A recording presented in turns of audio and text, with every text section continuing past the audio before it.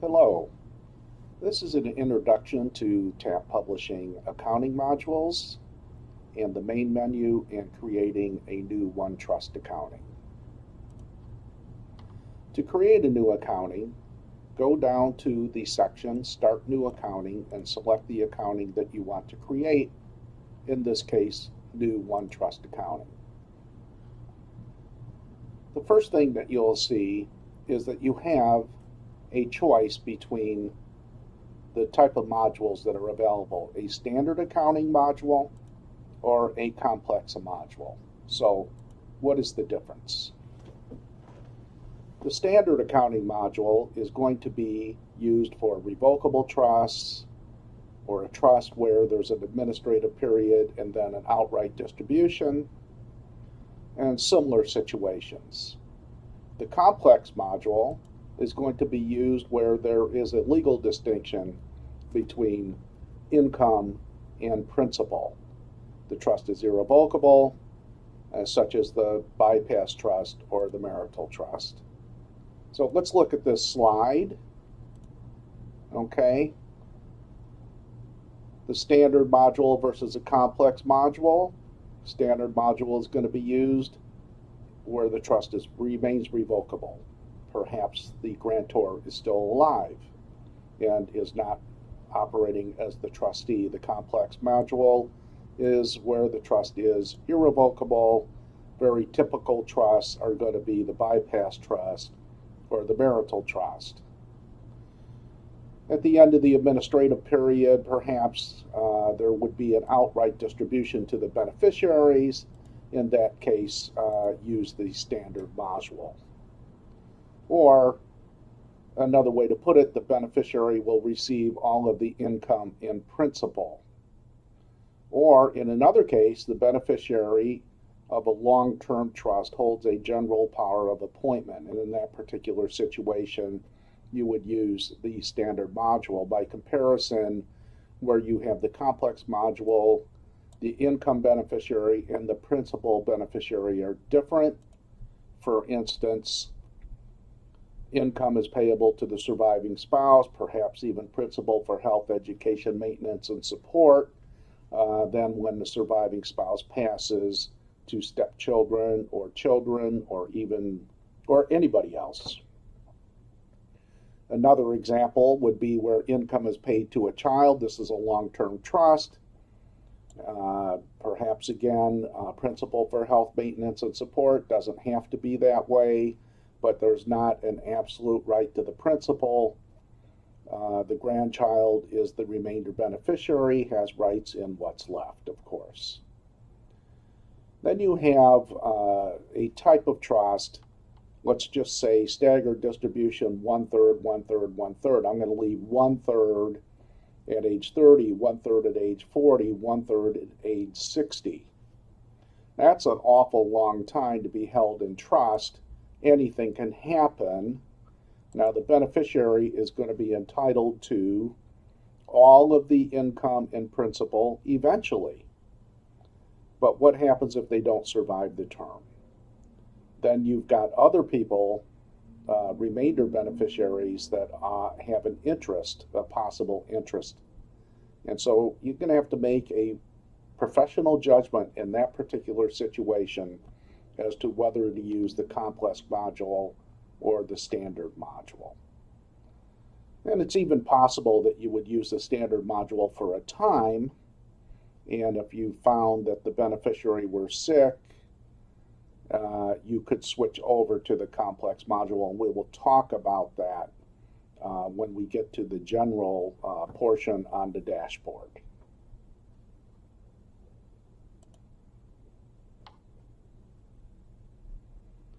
And we'll have to cut this out because I went to Google instead of Firefox. Returning to the information that we would put into the trust, we've decided now that this is going to be an irrevocable trust, complex module, and let's go irrevocable trust as our name. Okay, and now we select the trust date. Obviously, you know what that is. and we put in the acquisition date. And we have a little tip here. The acquisition date most likely is going to be date of death or incapacity, but I could think of a couple situations where that date may be different if there was a long delay between date of death and date of incapacity before the trustee assumed office. Most of the time you're going to use date of death or incapacity if there's a slight delay, mainly because the trustee is going to be required to act unless they decline to act. So let's just assume date of death on this one. And we have a typical marital Q-tip type trust. So date of death is going to be the date, and July 1st of 2018. The tax ID number put in here. And for all type of identity numbers that you're going to be entering in the program, whether it's the tax ID number, bank account numbers, just use the last four numbers. These can potentially become public record if they get filed, and you want to limit exposure to identity theft. All right. Moving on to the legal notice, there's two types of legal notices that need to be included along with the accounting. TAP does that for you. When you print your report, you'll have a title page, and the second page will be your notice, and then the actual report. Here we have the general notice under 16,400 of the probate code. We can take a look at the language that is used here, just by selecting that. Here we have 16,641 notice, and we have throughout the program little tips with light bulbs. This number is a number that you can insert. It cannot be less than 180 days. But if it was 210 days, that's fine. You can have a longer notice. Okay, and here is the notice again for 16,641, and you'll see this is the 210 days that were entered as an example. And if you came back and changed that to 180, you'll see that the program automatically makes that change for you. Now, returning to our slides as a quick review on the legal notices, your general notice starts a 3-year statute of limitation on accounting issues. Of course, there's some adequate disclosure issues there. Here on your 16,641 notice, it cannot be less than 180 days. It sets that statute of limitation period for the stated time. So if we were to use 210, then the statute limitation would be 210 days. There's some specific requirements as to how to make an objection under this statute. All right. We enter the information on the date of the accounting period. This is going to be 2018.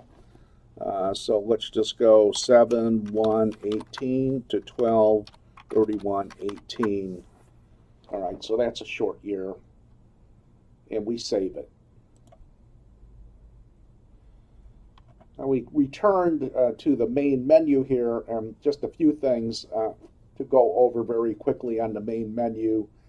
You have the drop-down list with all of your accountings, and you will see here is our irrevocable trust, and we'll pull that up. And we have our accounting period. When we select on the accounting period, it just shows one accounting period. We'll show you how to have additional accounting periods later in our videos. Just the general features of the main menu. You can delete just the specific accounting period. Of course, this one there's only one period, but you can delete the entire trust.